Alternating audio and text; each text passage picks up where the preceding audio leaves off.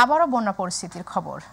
দর্শক, এই মুহূর্তে কুমিল্লার বন্যা পরিস্থিতি জানাবো প্রতিনিধি আবু মুসার কাছ থেকে।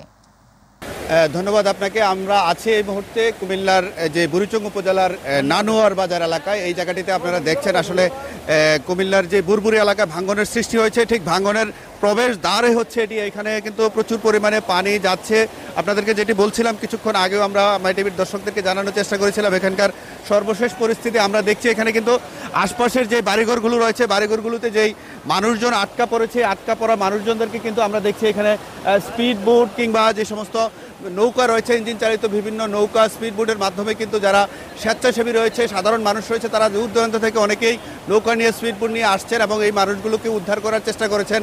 আমরা যতদূর জেনেছি এখানকার আশপাশের বেশ কয়েকটি গ্রামের যে একতলা বাড়ি রয়েছে, সেই বাড়ির ছাদেও কিন্তু পানি রয়েছে।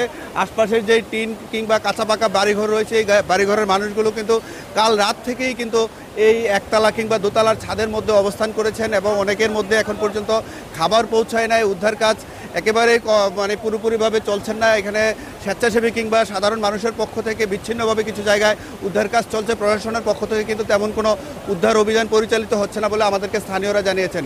তো এখন পর্যন্ত এই ছিল কুমিল্লা থেকে বন্যা পরিস্থিতি কিংবা উদ্ধার কাজের সর্বশেষ অবস্থা।